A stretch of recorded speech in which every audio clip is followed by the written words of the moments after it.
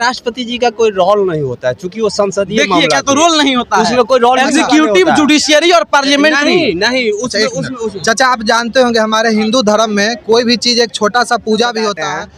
अंधभक्त होना किसी अच्छे आदमी का अच्छा बात है।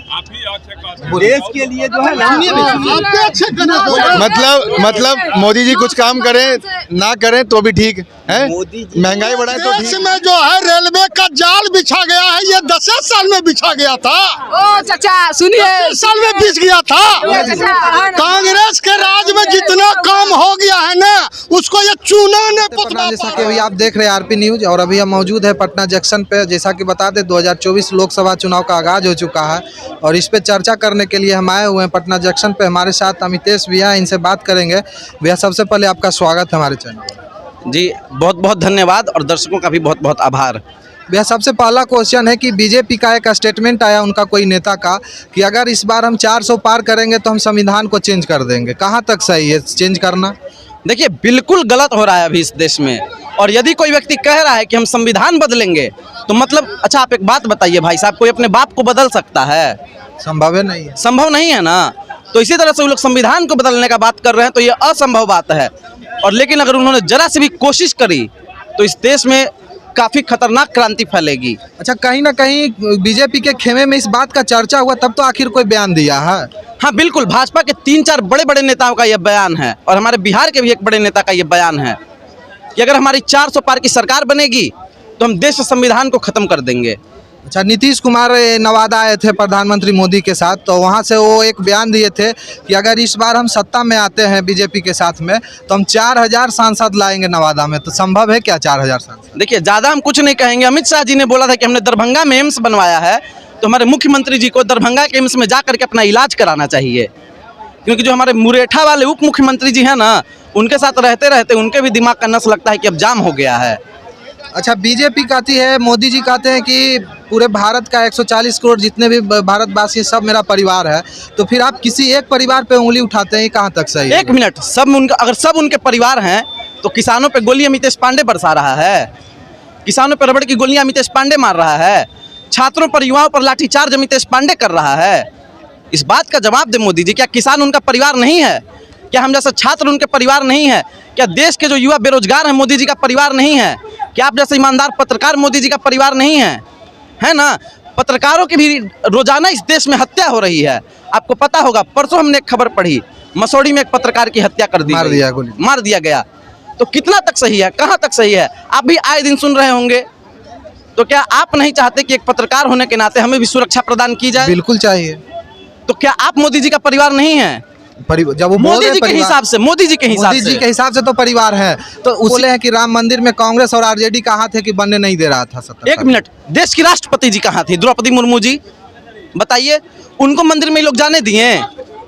देश की हमारी राष्ट्रपति जी द्रौपदी मुर्मू जी, उनको मंदिर में इसलिए नहीं जाने दिया गया क्योंकि वो एक आदिवासी समाज से आती हैं। ठीक है, उनको नहीं जाना दिया गया, तो उस समय तो कहाँ गए दलितों का नेता? सब कहाँ गए? बोलते थे हम दलित का नेता। कोई टिप्पणी किए कुछ? एक मिनट, कोई टिप्पणी किए या नहीं? देखिए भाई साहब, कान का मैल साफ कर लेना चाहिए और नारंगी रंग का चश्मा हटा लेना चाहिए, तब सारी चीजें क्लियर दिखेंगी लोगों को। बोलिए। द्रौपदी मुर्मू का मन रहता तो कहा नहीं जाती? अपना फिल्म स्टार गया था, वो कहा नहीं जाती? जाने का मन होना चाहिए। माइक मिल गया तो कुछ भी कोई बोल दीजिएगा। देश की राष्ट्रपति, उनका मन नहीं था जाने का, उनको निमंत्रण नहीं दिया गया। एक बात हमको कहिए, राष्ट्रपति जी को रोकेगा कौन? प्रथम व्यक्ति है वो, उनको रोकने का अधिकार है। वो प्रधानमंत्री को रोक सकती थी, उनको कौन रोक? अच्छा, सांसद भवन, नए सांसद भवन का भी उद्घाटन हुआ था, उसमें भी हमारे राष्ट्रपति जी का कहीं दिखे नहीं। राष्ट्रपति जी का कोई रोल नहीं होता है, क्योंकि वो संसदीय मामला। क्या तो रोल नहीं होता है उसमें कोई रोल? एग्जीक्यूटिव, जुडिशियरी और पार्लियामेंट्री नहीं। चाचा आप जानते होंगे हमारे हिंदू धर्म में कोई भी चीज एक छोटा सा पूजा भी होता है तो उसमें पति पत्नी बैठ के घिढारी करते हैं। आप उतना बड़ा मंदिर का पूजा कर रहे हैं मोदी जी, वहाँ पे कैसे आप कर दिए बताइए? हिंदू धर्म में ये संभव? ये सर मालूम है आपको, जो जिसके पास पत्नी नहीं होता है वो क्या करता है? जिसके पास पत्नी नहीं होता है वो जो कोई बड़ा अनुष्ठान करता है, मान लिया कोई जग करता है, तो क्या करता है सो मालूम है? वो कूस का बना करके पत्नी उस पे बनाया जाता है। सही है। एक मिनट सुनिए, जिसके पास अच्छा और कोई नहीं थे उस समय? क्या मोदी जी छोड़ के और कोई नहीं कर सकते थे? एक बात हमको कहिए सर, कोई अपना अफसर नहीं छोड़ता है सर। अवसर नहीं छोड़ता है। देखिए इन्हीं के बात को सुनिए, अब अवसर नहीं छोड़ता है। हमने देखा होगा रामायण का वो दृश्य त्रेता युग में जब अश्वमेध यज्ञ होने वाला था और भगवान राम जब यज्ञ में बैठे थे, उसमें माता सीता वनवास काट रही थी, तो उनका पुतला बना करके उन्होंने यज्ञ किया था। वही ना उसका और हमारे सनातन धर्म के अनुसार कोई भी व्यक्ति अगर शादीशुदा है तो अपनी अर्धांगिनी के साथ ही यज्ञ में बैठेगा तो वह यज्ञ सफल कहलाएगा, अन्यथा नहीं कहलाएगा। और एक ऐसा व्यक्ति, मैं नाम नहीं लेना चाहूँगा किसी का, जिसने अपनी पत्नी को छोड़ दिया हो, उससे आप यज्ञ करवा रहे हैं, कि कौन कहाँ तक सही है? दूसरी बात, पहली बात देखिए, यज्ञ कराने के लिए उस व्यक्ति का सनातन धर्म का मानना जरूरी है, हिंदू होना जरूरी है। भाई एक व्यक्ति हमारे देश में ऐसे भी हैं जो संवैधानिक पद पे बैठे हैं, उनकी माता श्री मरी थी तो अपना बाल नहीं मुड़ाए थे। एक बात बताए थे, बात करेंगे हिंदू धर्म पे। आज की जो पोजीशन है ना, एक बात आज की जो पोजीशन है, कोई भी आदमी यदि प्रधानमंत्री पद पे बैठ गया तो कहीं ना कहीं उसका कर्म है उस तरह का जो वो अच्छा बैठा चाचा, है। मोदी जी का हम कोई देखे नहीं बैठ हैं, सुनिए सकता एक मिनट सुनिए, आप नहीं बैठ सकते। जमुई में भी आए थे मोदी जी, हमारा नवादा में आए, तो युवाओं पे वो कभी बात नहीं की, वो सीधे बात कर रहे हैं राम मंदिर पे, परिवारवाद पार्टी पे बात कर रहे हैं। आप जिस विपक्ष जिसका स्टंट उठाए, विपक्ष काहे नहीं बात बोलता है? विपक्ष काहे नहीं बेरोजगारी के लिए धरना देता है? विपक्ष बेरोजगारी के लिए काहे नहीं पैदल यात्रा करता है?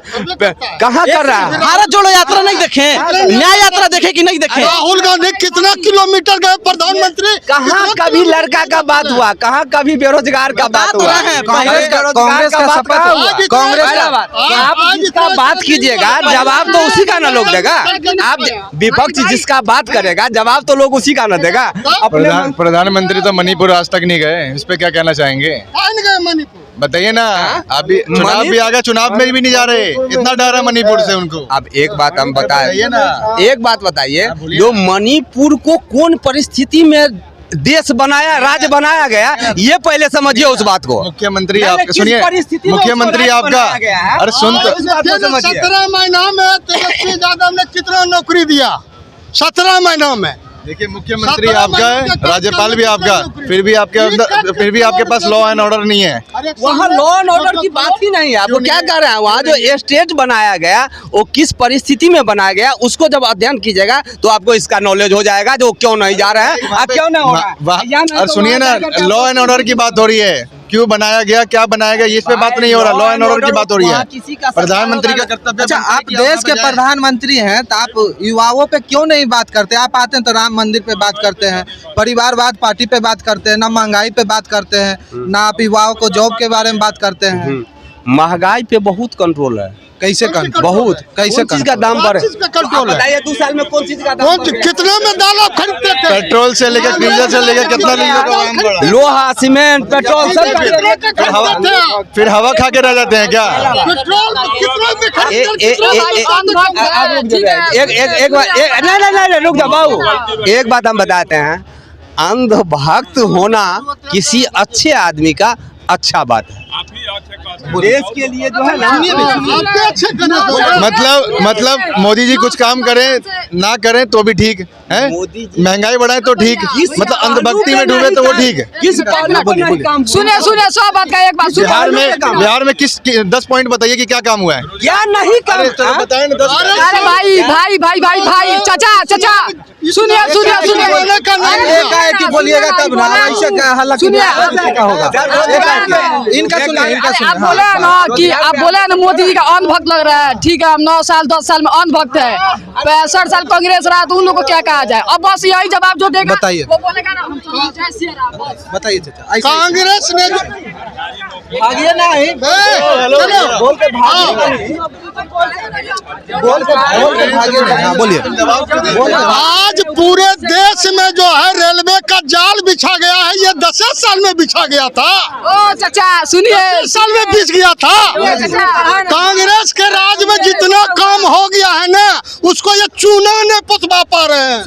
सुनिए गूगल कीजिए, अरे सुनिए, बड़का मोबाइल रखा है, सुनिए स्मार्ट मोबाइल रखा है, गूगल कीजिए, देखिए 9 साल में कितना क्या तरक्की हुआ, अब बाकी 65 साल में क्या हुआ आपको सुनिए। एरोड्रम बिक गया, रेलवे लाइन बिक गया, आज प्राइवेट ट्रेन हो रहा है, नौजवान जो है रोड पर जो है भटक रहा है। ये जनसंख्या कहा की था, क्या ये है? काम जनसंख्या सुनो तो सुनो, यूथ हो 2014 के बाद लग रहा है देश आजाद हुआ है ना। क्या? 2014 के बाद देश ना, आजाद उससे हुआ, पहले- तुम्हारा कहना ये है। ना, अरे वो तो हमने बोला, वो तो 2014 हमने तो बोला। कहना यही तो चाहते हो तुम। बात याद आज नहीं है, सुनो, हाँ, यूथ पैदा हो गए थे 65 साल पहले, क्या? पैदा हो गए थे। कितना उम्र है? कोई नहीं हुआ अरे था। उम्र कितना है? 20 साल। फिर तुम पिताजी से पूछो अपने कि क्या काम हुआ है। क्या मेरे पिताजी अरे जाओ यार, तुम क्या पैदा हो गए थे? रेलवे में चढ़ रहे हो अभी 2014 के बाद रेलवे चालू हुआ है क्या? इसका देने के स्कूल में पढ़े हो। बीजेपी प्रधानमंत्री स्कूल की बात करते हैं के गो स्कूल कॉलेज मेडिकल खुलवा है। क्या पढ़ रहे हो? किस चीज की तैयारी कर रहे हो? जहाँ जिस स्कूल में पढ़ा है, जिस जहाँ एडमिशन का सब कांग्रेस का देन है कि पढ़ रहा है, यहाँ की तैयारी है? सब कांग्रेस का देन है। वीडियो आपको अच्छा लगे चैनल को सब्सक्राइब कीजिए, लाइक कीजिए और अपना सपोर्ट दीजिए। इस तरह से हम लोग काम करते हैं, अपना साथ दीजिएगा तो और मन लगेगा।